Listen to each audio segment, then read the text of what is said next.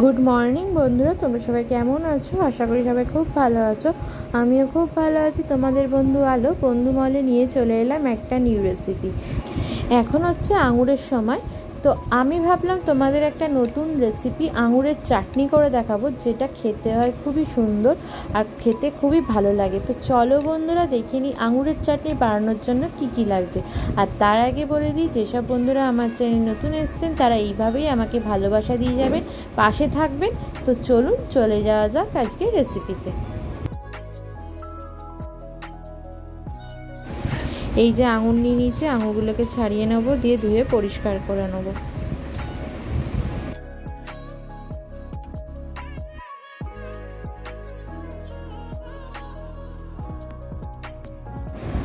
আঙুরটাকে ধুয়ে পরিষ্কার করে নিয়েছি। আর এই যে নিয়ে নিয়েছি আমসত্ত্ব।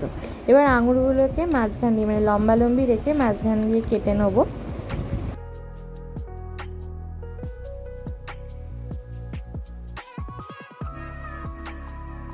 এই যে আঙুরগুলো আমি এরকম করে কেটে নিয়েছি, আর আমসত্ত্বগুলোকে লম্বালম্বি করে কেটে নিয়েছি। আমসত্ত্ব যেভাবেই কাটা হোক সে গলে যাবে। এই যে কাটা হয়ে গেছে। আর রান্নার জন্য নিয়েছি লেবু, আঙুর আর আমসত্ত্ব দেখালাম, আর সামান্য পরিমাণে কাজু। এবার রান্নায় চলে যাই। আগে একটা ভাজা মশলা বানিয়ে নেব, তার জন্য কড়াইটা গরম হয়ে গেছে।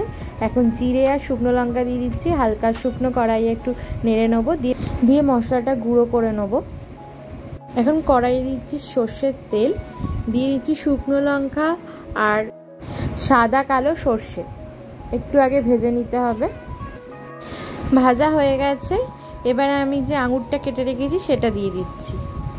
এই চাটনিটা খেতে এত সুন্দর হয় জানতাম না, করে কিন্তু বেশ ভালোই লেগেছে। আর পাঁপড় দিয়ে খেতে তো দারুণ লেগেছে। হালকা একটু ভাজা হয়ে গেছে। এই অবস্থায় দিয়ে দিচ্ছি হলুদ, দিয়ে দিচ্ছি লবণ। চাটনিটা একদম গাঢ় গাঢ় হবে, একদম আচার আচার টাইপের।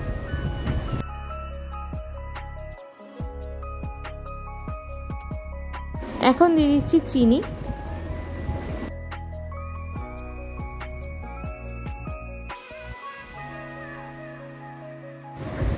আঙুরগুলো একদম নরম হয়ে গেছে। এখন দিয়ে দিচ্ছি জল।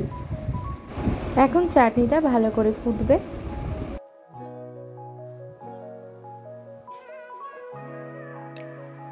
চাটনিটা ভালো করে ফুটে গেছে, কালারও চেঞ্জ হয়ে এসেছে। এই সময় দিয়ে দিচ্ছি কেটে রাখা আমসত্ত্ব।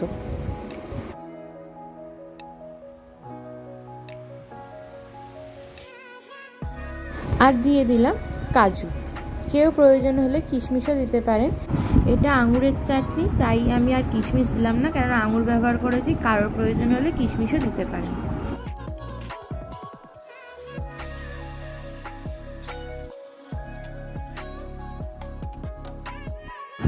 গ্যাসের ফ্লেমটা কমিয়ে এখন দিয়ে দিচ্ছি ভাজা মশলাটা। মিশিয়ে নিলাম, গ্যাসের ফ্লেমটা বন্ধ করে দিচ্ছি। এরপর ওপর থেকে দিয়ে দিচ্ছি আমি লেবুর রস। এবার ভালো করে মিশিয়ে নিলাম। ব্যাস, চাটনি একদম কমপ্লিট। এবার প্লেটিং করে নেব।